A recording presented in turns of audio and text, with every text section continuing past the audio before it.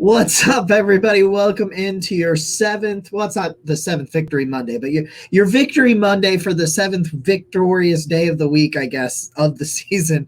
I'm Jacob. This is Eddie Mack. Eddie, how we doing today, buddy? I'm good. We're doing this on Sunday night. I just woke up after I fell asleep during the Steelers and Ravens game. Like that's seriously like the first time in a while that a game has like put me to sleep. Other than that, though, I'm good. The Browns won earlier today. People will see this on Monday morning, so it's a happy victory Monday.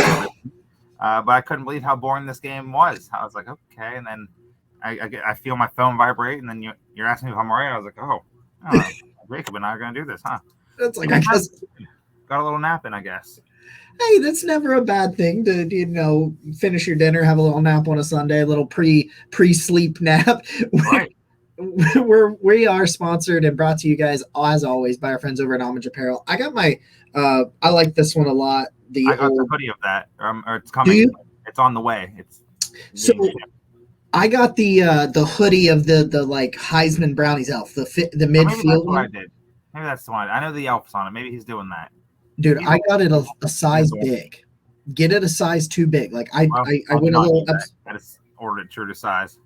Oh, it's but so I also soft. have Homage on. Clear eyes, full hearts, can't lose. Coach Eric Taylor, Friday Night Lights. Love it. I hope sometime we get a Tim Riggins or a Matt Saracen shirt because that'd be awesome.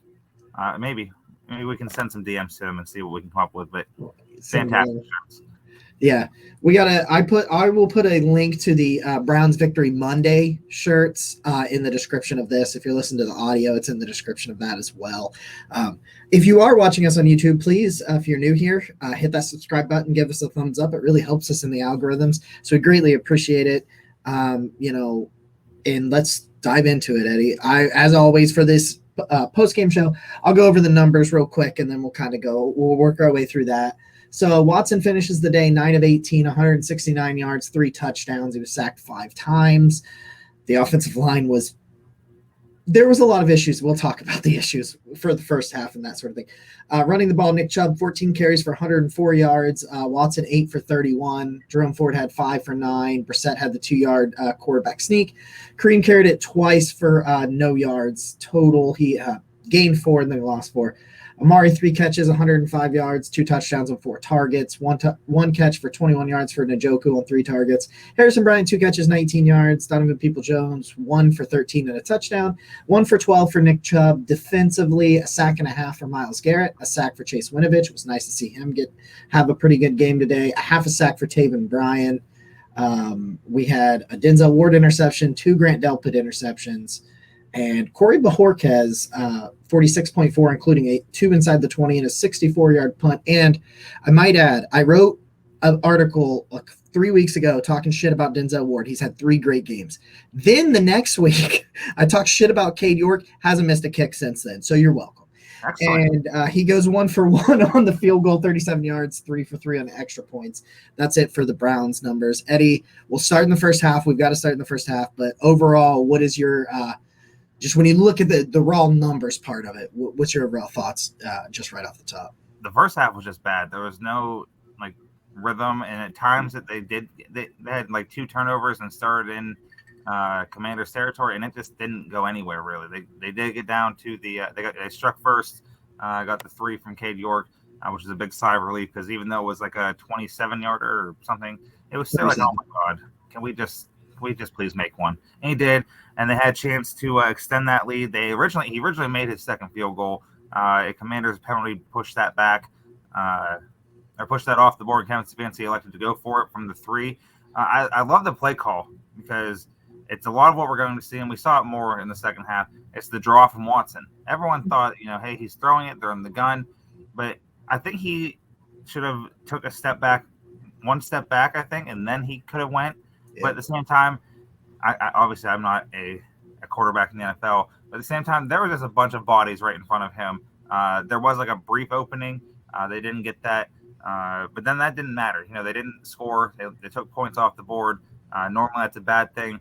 The Commanders couldn't do anything. The first half, did they give up 7 first half points? Yeah, they gave a touchdown on one of the longest drives of the season. 21-yard drive that took up almost an entire second quarter. Right, and that the defense, it's not like they were playing bad. They just couldn't get off the field. There'd be all these conversions. And it's like, okay, we've seen this before, because the first couple of series, they stepped up and they were playing well. And then Ward had that pick. Carson Wentz had his eyes locked on Terry McLaurin the whole time. And then Denzel Ward, former teammates at Ohio State, undercut that route and then jumped up and grabbed it. And I almost said something to you in the group chat because, you did write that. And I was like, damn, he needs to write more of these about people so we can get more than 2 for 2 so far in the past few weeks of Cade York and Denzel Ward. But the offensive line was getting bullied. And, there's no real numbers for that. They did give, I don't know how many sacks were in the first half compared to the second half. Four of them in the first half, yeah. Okay, but they were just getting obliterated. Jack Conklin, he did suffer an injury later, but Jack Conklin gave up a sack. Jed Wills gave up a sack. I think Wyatt Teller gave up a sack. It's just like, all right, guys, like we're supposed to be this dominant thing, but that's the thing with the offensive line. They haven't been elite, and I don't even know if they've been elite at all this year. Injuries have hurt that. I don't think they've been elite since last year. So just an overall raw and rough performance, and of course Twitter went nuts.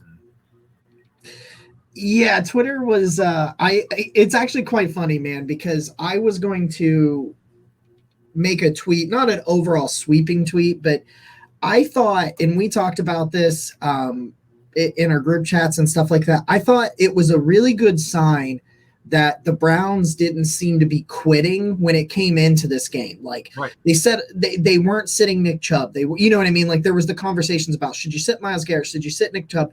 And they're like, no, everybody's playing. We're not giving up. We're going out there. And a lot of that is they need to start to build this comfort with Deshaun Watson in the offense and start to get more reps. You just need it. Reps. Get them all the reps you can get. And so, but going into it, that first half offensively, it felt like they had quit at the offensive line at times. And a lot of that has to do with it. Washington has a very good front seven. And I hate to be this guy. I was doing it on Twitter. I'm going to do it here. Get the Daron Payne thing out of your head. There is no way in hell they're letting him leave. At worst, they're going to franchise him. So maybe you could get him, but that dude is a fucking monster. Yeah, I would love him here. And that's been like one of the Browns dream free agent guys or trade guys or whatever acquisition you want to talk about. That's been like a Browns dream for at least like the past year and a half. Yeah, ever since the Malik McDowell started to struggle, because him and Malik Jackson had such a good start to 2021. Then once they started struggling, we were trying to get Payne over here and that sort of thing. But he's that front seven, and a lot of people don't realize that, the run the ball crowd. You can't run the ball when there's these big dudes, tossing your guards around. Young and Daron Payne and guys like that. They're up front, pushing our guys around. That's not just as simple as we don't have the best offensive line in the league anymore. We just don't. I don't even know who does right now. But and not saying that we're bad, but we've had so many injuries, and it's just like running the ball for 8 yards. That's not going to do much for us. Yeah, not when you're running it into a brick wall. But I saw them come alive in the second half and not quit. And they could have so easily. And yes, it was only 7-3. I understand that, but it was such an abysmal 3 that you were like, you could have just packed it in, mailed it in. And Conklin gets hurt. And they got all of this stuff going on, and Chubb has some success because he had like 60 some yards, and they were doing this and yelling about play calls. We're doing all this stuff. And then they came together and they gave us a half of football that we've been asking for. They gave us this half. That's probably the best half of football they played all year. Yeah. Period. Definitely in the Deshaun Watson 5 games that he's played so far, but probably the best, period. I saw a team that could overcome penalties in that second half, could overcome incompletions, a sack, negative yards, 1 yard gains, things they haven't been able to overcome a lot of the year. You started to get that.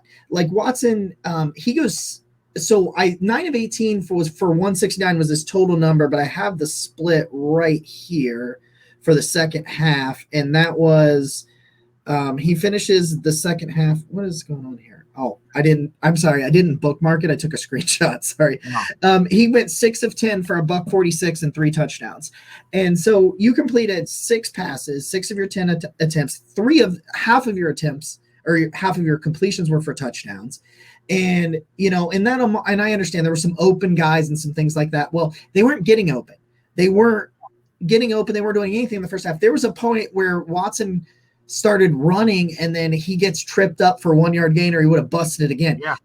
Getting 30 yards from your quarterback, because one of them was a 21-yard gain. Like, that needs to be stated. Like, he made some plays, and you're looking at it and you say, okay, he's starting to show you why you went through all the bullshit. All of it. And he finally put a half. Now, we really, really need to see more, obviously. But if you look at that and watch that first, and you go watch the post-game, if you haven't watched the post-game interview, not interview, but the post-game like speech that Stefanski did. Oh, yeah, the Stefanski. Yeah, that was great. They didn't quit. No. People have told me he lost the locker room. That's not a lost locker room to me. People that say that, I cannot stand that. Because you're not in the locker room. Right. I don't know what's happening in the locker room. I'm privy to what they show us, or if there's a reporter in there, when they have access to the media. But when Kevin Stefanski was speaking, all the guys around him were hype. He went through, hey, offense scored, didn't turn the ball over. Defense, 3 takeaways. Cade York didn't miss a kick. Talking about Grant Delpit having, and everyone was excited. And we don't see what's happening. Oh, he can't motivate. He's not a leader of men. He's this and that. That's some of the stupidest shit I've ever heard, because you don't know that. How do you know he can't lead men? He's leading 53 men every week. And it always comes down to execution with this.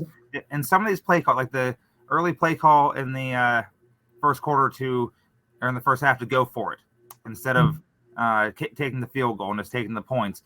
In the end, that didn't matter. And 10-0 is vastly different than 6-0 in the NFL. And that's what, Randy of Dog Pound Daily, our editor, we were talking about that in our Slack group chat with the guys. Like, it's vastly different. But, they could have easily packed that in. All right, we just get this long drive at the end of the half. They get the ball first. Instead, they come out and force a 3 and out. And then, they get rolling. And then Watson finally looked more comfortable. And the thing with Watson in the first half, it's not that he wasn't comfortable. No one was open. He was going through all of his reads. Just no one was separating and getting open. That's a thing that they'll address in the offseason. Then the second half, finally, guys are getting open. Here's this one to Amari Cooper, who makes this incredible spin move on the sideline, and then up it he goes. And then DPJ only had 1 catch, but it was for a touchdown. After a drop on that. Right after a drop, too. And then he finds Cooper again for a deeper touchdown. It was like 20-something yards or 30-something yards. He was fine. You saw, and then some of those times that he almost got sacked but wasn't. How he escaped some of these sacks, I don't know. And especially on that one where you're talking about he got tripped up after a 1 yard gain. I was like, oh my God, that's why we get him. And everyone in the first half, oh, Watson sucks. The Browns made the worst trade ever for this and that. He's a whatever. I don't care what you think of the person. Yeah. Take that out of the equation when you're watching football and watching what he does. And the second half is a small, tiny glimpse of what we are all expecting, because the run game complemented him and he complemented the run game, because Nick Chubb was on fire today. Kareem Hunt didn't do much, of course, so I'm sure he won't be back next season, but whatever. He hasn't been good this year. Jerome Ford finally got some time to get in there. So he had a nice 10-yard carry before he then ran into a bunch of brick walls. He did. And that was great to see, and it was nice to see that. And the offensive line played progressively better throughout the day. Everyone always wants to rip on Jed and all 22 tape that people don't even know what the hell they're watching. You and I both know that, and we talked about that before. And are they going to do that for Conklin? Do they do that for their boy Wyatt Teller, or they want their Christmas card from Mrs. Teller? Who also calls out fans. So if you're not praising her husband and saying that he's the greatest ever, then you're getting coal from them for Christmas, or maybe next Christmas. Now that we're past. Yeah, not next Christmas. You already got the one here, right? But yeah, it was a great second half, and like you said, it was the best half we've seen from them all year. And defense played great. They allowed 3 points. So all this talk about Joe Woods and all this other nonsense that he doesn't make adjustments, Stefanski doesn't make adjustments. Well, that's false, because I saw some adjustments from Joe Woods, and the one thing, and we'll talk about that here in a second, what he did with Myles Garrett a couple times. I was like, oh, I looked up and I was just like, wait a minute. And then he put him on that one sack. He put him inside, standing up as a blitzing linebacker, and he got a sack. So, and it was funny because Mark Schlereth was like on the broadcast, it's like, we haven't heard Myles Garrett's name been called too much today. This is about the time where he does something. And sure enough, and then as soon as he got done saying that, Myles shifted over into that linebacker position, sort of like what TJ Watt does a lot of times. Mm-hmm. Oh, they run more of a 3-4, so that's more of why he does that, and he's on a traditional edge like Myles Garrett. But when he did that, I was like, okay, let's see how this works. And sure enough, he flew through that line and got there, and he could have got him. Clowney could have got him. I believe it was Perrion Winfrey that was in there with them. Could have got Carson Wentz, but it was Myles who got him. Made a big play when it mattered, and that's a little adjustment that Joe Woods made, and it's just like, where's his credit for that? They've given up less than 17 points in 5 of 6 games or something like that. Like, give them credit. Yeah, and I did want a side note on that though. Those Schlereth and that they were terrible. Those announcers were terrible. I never watched the Browns game this year. Yeah. Ever. Oh God. I was listening to the OBR's post-game show, and that's what they were talking about. Like they apparently, I missed this, but apparently they said a career year for Harrison Bryant, who caught 2 passes on dump-off passes for 19 yards. They're like, yeah, he's being really effective. He's playing really well, and they were. Yeah. It was hilarious. Brissett came in and does. And they wondered why. They got him on 4th and 1, and they're like, oh, what is this? Kevin Stefanski's coming with his backup. He has a lot of faith in not only his guys up front, but his backup quarterback. This is what the Browns have done ever since Deshaun Watson's arrived.